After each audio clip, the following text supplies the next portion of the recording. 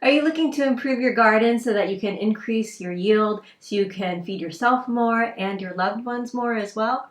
Well, I think that reflecting on your garden is truly one of the most powerful exercises you can do to improve your edible landscape each year.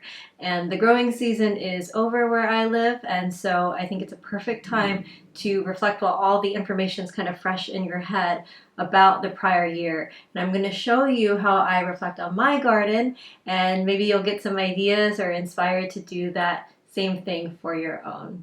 Welcome to True Freedom Permaculture, where I show you all the tips and tricks you need to have a green thumb, even if you weren't born with one.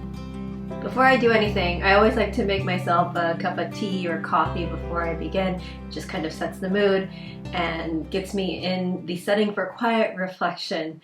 And for me, where I live, the slow season is during the holiday season. So I think with all the stress and hustle and bustle of the holidays, which is part of the reason it's fun, but also I think it really warrants a period of downtime and of rest. And because you're just running around the garden for the rest of the year, it's nice to have that quiet period. Not even nice, I really think it's necessary. You have to have both. You have to have the periods where you're working hard and hustling, but then you also need to have that downtime as well, because one kind of begets the other. But the first thing that I do is I think about what I could improve on. And if you're anything like me, for better or worse, I can always think of the things that I can improve on quicker and in more abundance than the things that went well. So just an insight into my personality, I suppose. But so I like to start there because when I think about things that I can improve on, sometimes it's not my method that needs adjusting. Sometimes it's my expectations. So for example, if I live in zone 5, I do live in zone 5, if I try to grow mangoes and it doesn't work out, then that doesn't mean that I have necessarily done anything wrong, except for the fact that I expected mangoes to grow in my area. And that's just an obvious example. But maybe something a little bit more subtle would be like this year, for example, tomatoes didn't do so well for me. And so I called some of my friends and who had gardens, and I was like, hey, how was your tomato season this year? And they all said that it was a rough year for their tomatoes as well. So that tells me that perhaps it's not necessarily the methodology in that case, but that's just what happens with nature. Sometimes it'll be a good season for certain crops, sometimes it'll be a bad season, and you just kind of have to roll with it, because when you're dealing with things that you can't control, which is nature, then you're just going to have that inevitably. So that's what I would first assess, is when you're thinking about things that you want to improve, decide whether or not it's something that you actually did or didn't do. So I have, referring to my fancy notebook here, very glamorous it's not a 3-ring binder, but just a regular notebook. But let's see. Okay, so first of all, most recent, if you've seen any of my recent videos, was my celery. This is the first year, this is something good, the first year that I've successfully grown celery. And I think a lot of that had to do with me doing indirect sowing, getting them started in the greenhouse early. And so they had a head start when I did plant them in the ground, giving them a fair amount of water and weeding every so often. And the celery, though, when I went to go harvest it, was kind of fibrous, and a lot of it, which I will use all the time because I make tons of bone broths, but I will be using it for soups and stocks because it's not necessarily so pleasant to eat. Now, I know that there are various methods where you can cover the celery. I think they call it blanching the celery, and that can make it more tender. What I want to look up, and if you know this, please drop it in the comments, is will that lessen the nutritional value of the celery? I'm always hesitant to intervene in things like that in nature unless I have to, because I feel like when you do, you kind of disrupt the natural systems. And so that's just something that during the off season I want to research, and based on that I'll decide on what I want to do, if I want to partially cover it or hill up around it for next year. So that is one example. I would say that also I have these potted lemon and lime trees. It's a Meyer lemon and a key lime tree in my home. They're not producing as much as I wanted to, especially with the Meyer lemon, because initially when I got it, it did produce quite a bit. I love Meyer lemons, and they're something exciting and nice to have around during the winter because they actually grow during the winter. So I'm wondering if they need to be repotted. And that's something that I need to look into. So just something there. But I did experiment with putting some actually cover crop in the pot and then just like trimming it down as it grew, and it became mulch, and it also amended the soil. And I do think the plants look healthier. So I don't think that they're unhealthy, but I would like to see them produce more. So that's another thing. Oh, squash vine borers. I hope you're familiar with them because they're really destructive in your garden. But they're like these little caterpillar-like things that bury into the stems of, usually it's cucurbits. So cucumbers, melons, pumpkins, and they'll leave this trademark like bright orange sawdusty looking thing. And when you see it, you know, you're like, oh, like the fate of my plant is now determined, because once they're in there, you can cut them out, but usually the destruction happens so quick because you'll notice like the leaves on your plants are getting kind of wilted, and all of a sudden the whole thing just like dies. And so this is something that I've experienced in years past, and it happened to me again this year. Luckily, I was able to get some pumpkins and things like that and cucumbers before it happened, but I also want to look into ways of preventing them, maybe just keeping an eye on them so I can remove them a little sooner, because they have disrupted crop production quite a bit. So those are just some personal examples, but I'm sure that you have your own, especially depending on where you live. So think about what happened, if there's anything that you want to look up, because a lot of times it's just trial and error and some research thrown in too. So think about how you want to make changes, if you want to make any, for the following season. The next thing that I do is I like to, this is the fun part, I'd like to go over what went well in my garden.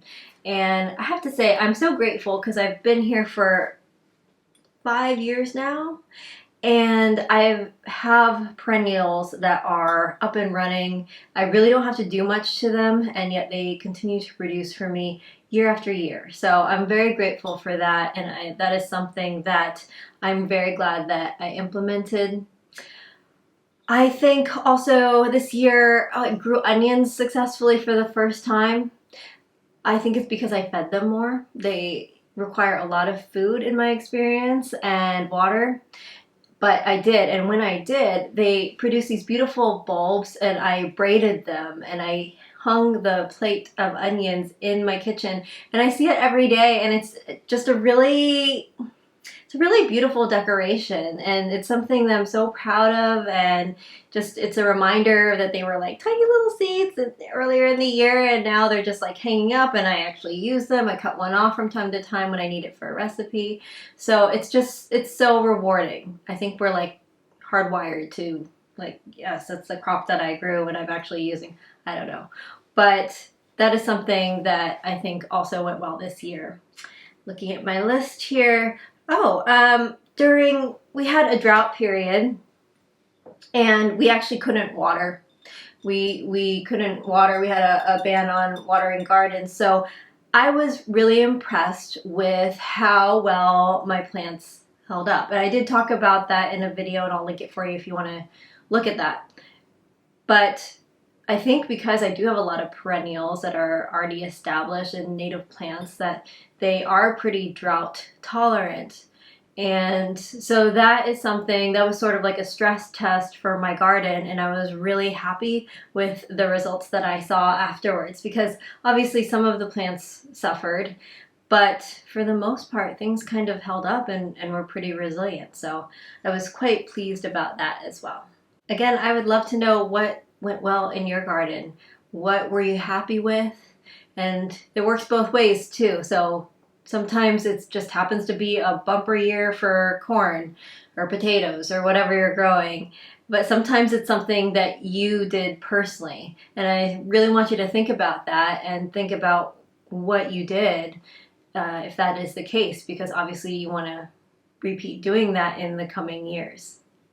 The final thing I do is, because I like to end on an optimistic and exciting note, is I like to think about, what do I want to grow next year? What do I want to add to my garden repertoire? Or you could also use this time to think about what you maybe didn't use, or what was too time consuming and that you don't want to grow again next year too. Next year, just for some personal reasons, I think I'm going to be very busy. Like a lot of you. I'm sure none of you know that feeling of being busy.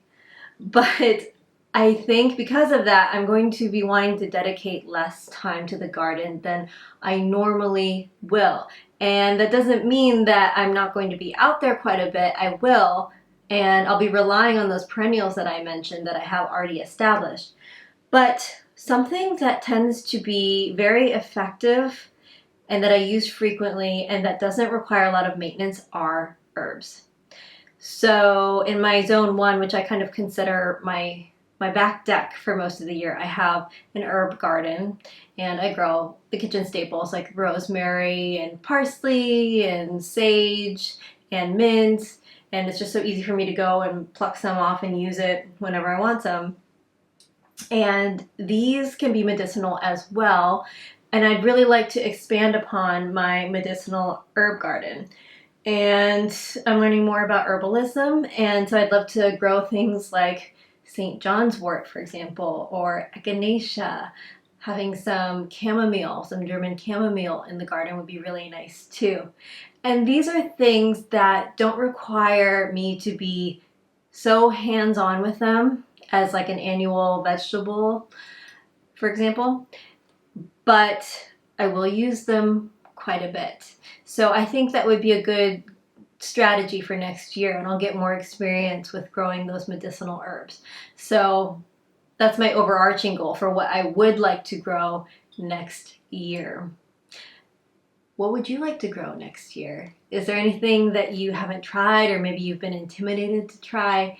Give it a shot. Just try it. If it doesn't work out, it's okay. But it's always exciting to look forward to the next year. Now's a great time to also take inventory of your seeds while it's fresh in your memory, what you're out of, what you'd like to grow. So that might be something that I do in the coming weeks as well. I usually leave it until the last minute, which I don't recommend. So now would be a good time to do that.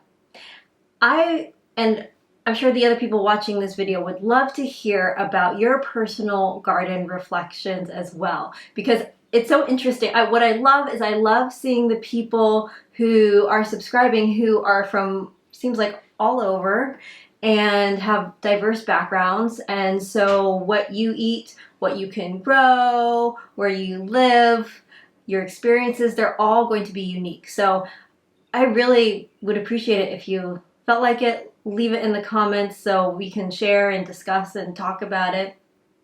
Now that you have a solid game plan for how you want to structure your garden next year, then truly make this your own. I know I gave you the 3 different sections that I do in general.